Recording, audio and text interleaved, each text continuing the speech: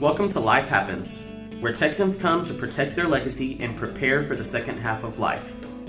Join your host, attorney Kim Hegwood with Hegwood Law Group, and our weekly guest as we navigate the challenges that emerge as life happens.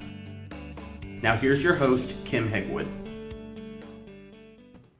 Good morning. This is Life Happens with Kim Hegwood, and we have a very special guest today, Nate Manthey with Lightheart Memory Care. Welcome, Nate. Well, thank you. Thanks for having me. And so today we're going to talk a little bit about memory care homes. And you told me right before we went on, you're the new administrator. Is that correct? Yes, ma'am. Yep. Perfect. And so a lot of people aren't familiar with what a small memory care home is. So can you kind of tell our listeners a little bit more about it? Yeah, for sure. So we're here located in the state of Texas. So in the state of Texas, a small care memory home is 16 beds or less. And so what we do is we have a small residential home. So it's in a residential neighborhood, and we only allow 8 residents per home into that, into our care home. So yeah, so usually our caregiver ratios are generally smaller, which help.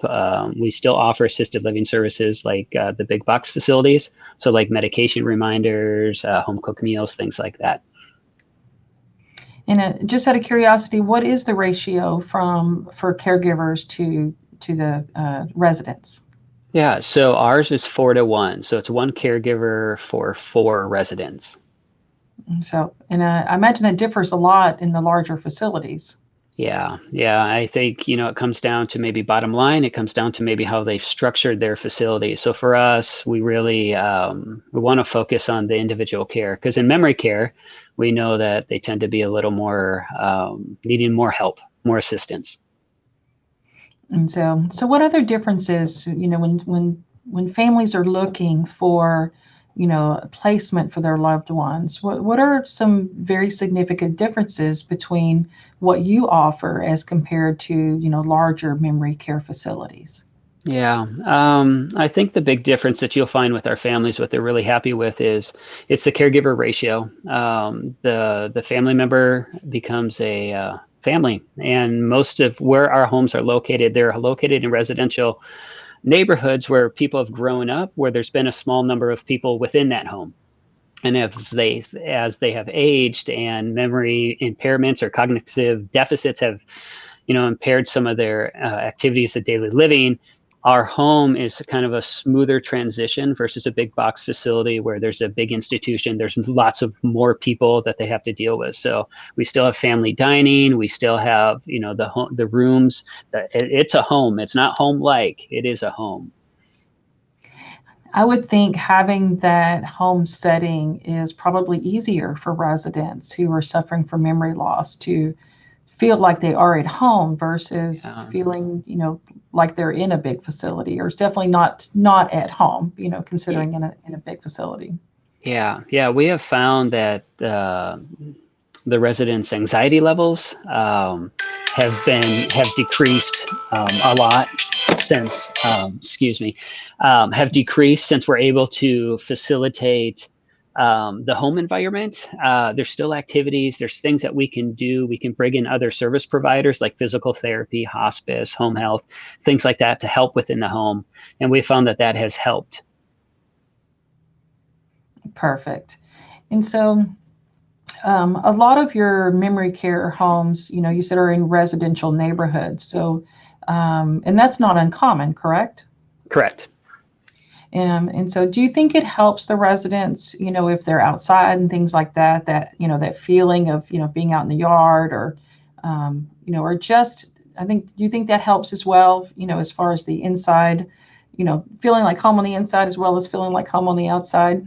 Wow, what a good comparison. I think so. We have a lot of bird lovers. We have a lot of animal lovers. So they'll sit by the big bay windows or even go outside when the weather permits.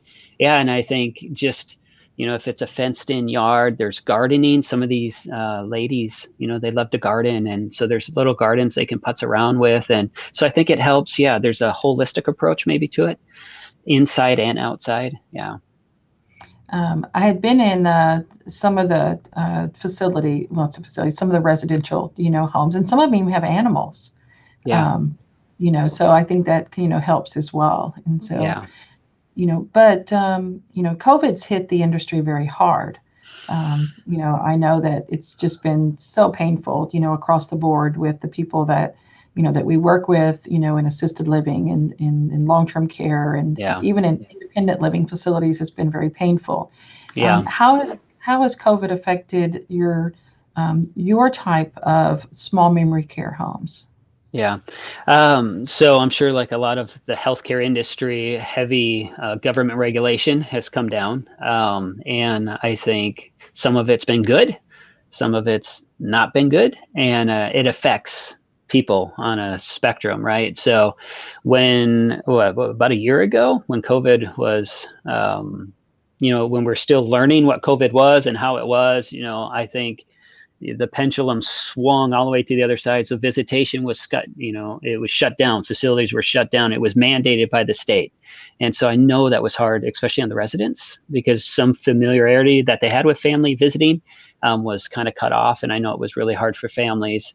But now vaccines are coming out because there's been regulations based on visitation and screening processes and things that we've put in place, infection control. All that has helped kind of open the doors a little. And there's different visitation techniques that we can use to have the families come in. And so, COVID has just rocked this world. It's rocked it. And I mean, the people that ultimately are suffering are the residents. And so I know from the big box companies all the way to us, the smaller care homes, we're really trying to facilitate and care for these residents in this more difficult time where isolation is usually a very hard thing for a resident. And even with somebody that has a cognitive deficit, there's still this sense of a human belongingness and connectedness that we're really trying to tap into. And so COVID has made that so difficult. Well, I know that it's affected anybody that's had to be at home for any length of time. A lot of our elderly clients, were affected, because because of the isolation. As you get older, the last thing you want to do is be home alone. Sure. And so it's been very difficult. And so, we've talked about on, in different shows, depression was on the rise, things like that. So it's been a whole lot of, different types of things. And so, so how has Lightheart Memory Care handled, going through, COVID like this? Yeah. So within our local health districts, there's a webinar every week. And so we're participating in that. We're reading the copious amount of information from the CDC, from, the state government, from the city, from the counties. And so trying to disseminate that information is, you need to be a scholar yourself just to be able to get through most of that stuff. So we have a small team that has been working very diligently to get through that information and to apply it to our setting and our residents and our families. And I'm really proud of our team. I'm really proud of our managers. I'm really proud of our caregivers. They've stuck to it. And, we're seeing, I think we're on the upswing. And my fingers are crossed, but I feel like, we're kind of getting the handle now that the vaccines are coming out and, more people are kind of the mask wearing, that kind of stuff. I'm excited that we're on the upswing of trying to help these residents as they age in place, helping them still feel a sense of belonging and a sense of, dignity. So, do me a favor and tell our listeners why they would want their family at a Lightheart Memory Care residential home. Well, thank you for that. Because we're really good and we love them. No, I mean, there has to be a good fit too. And so usually we'll do an assessment. We'll do a pre-assessment, pre-screening questions for the potential resident, because we have certain parameters too that allow them into the facility. Again, we only allow 8 per home, and we do that on purpose because we want to keep the caregiver ratio small. And so, if you were to choose a small home or something like a Lightheart Memory Care, it would take a conversation, and usually there's a diagnosis of some kind of cognitive deficit or memory impairment. So that would be Alzheimer's or dementia. We have some that have Parkinson's, Lewy body dementia, any of these dementia. So usually that, because we have people that are, transitioning. And then we have some people that have had Alzheimer's for a little bit, and they're kind of deeper in that prognosis. And so the care is actually drastically different. And so we individualize the care, and we really try to do these care plans individualized and trying to help them. So a smaller facility, we have been able to cope with COVID, I think, a lot greater. We have fewer workers coming in these doors, so we've been able to kind of zip up our infection control policies and procedures. And so, I mean, if you're looking at a smaller facility versus a bigger one, I mean, there's a reason that smaller is better. And in this case, it's definitely a lot better. And so I think the things you talked about earlier, the smaller ratios from caregivers to residents to home settings that makes someone, that has that diagnosis of dementia or Alzheimer's more comfortable because it feels like they're at home. Yeah. They have lunch a lot of times with the other residents. So they're all sitting around a kitchen table, so they're all sitting in the living room, maybe watching TV or doing something else. So it feels more like home versus an institutional, type setting. And so, Sure. But most of the, and probably yours as well. So most of your small memory care homes are private pay. Is that correct? Yes, ma'am. Yep. Okay. And so is there a range depending on the diagnosis or depending on what the clients can do, or is it a set fee for y'all? Yeah.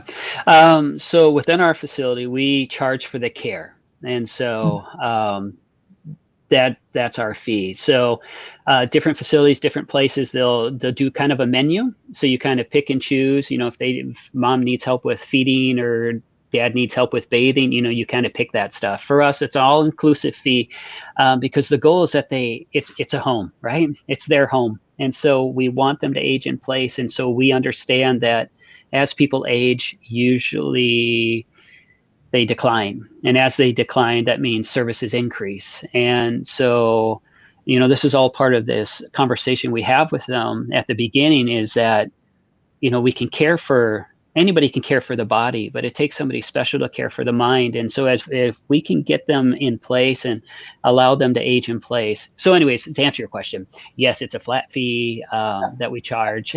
I'm sorry. I really love what I get to do. Your answer was excellent in that aspect of it. So Nate, if somebody wants to visit one of your facilities, how do they get a hold of you? Yeah, so currently right now we have a website you can look at. We have an office phone number you can call. We are not doing in-person visitations right now or tours, because we're still trying to keep control of who's coming into the facilities and who's not. So there's a website, www.lightheartmemorycare.com. There's a phone number, 281-282-0770. And you can call and schedule a tour, and we would love to show you what we have available for your loved ones. And they can email you as well, right? You can definitely email. Yes, ma'am. Yeah. Look at you. Oh, yeah. I see it right there. Yeah. office@lightheartmemorycare.com. Yes, ma'am. Yeah. I have to get you to say it for the people that aren't watching you, but listening to you. So we want to make sure they know how to find you. Fair enough. Yes, ma'am. And so I'm very familiar with Lightheart Memory Care. And so the previous, the lady that founded it, magnificent lady, excellent facilities. And so clients can't go wrong if they're in one of yours. And so you have some high standards, Nate, to keep up. So I just want you to know that. And yes, ma'am. And I appreciate you coming on today and talking about, the differences and the things as well. And you stay safe, and I'm sure we'll see each other again soon. All right. Yes, ma'am. God bless. Thank you. Thanks for tuning in to this week's episode of Life Happens with Kim Hegwood. Be sure to tune in every Thursday at 10 a.m. wherever you listen to your podcast as we navigate through the challenges that emerge as life happens. The content of this podcast does not establish an attorney-client relationship or constitute attorney-client privilege, legal, medical, financial, or any other professional advice.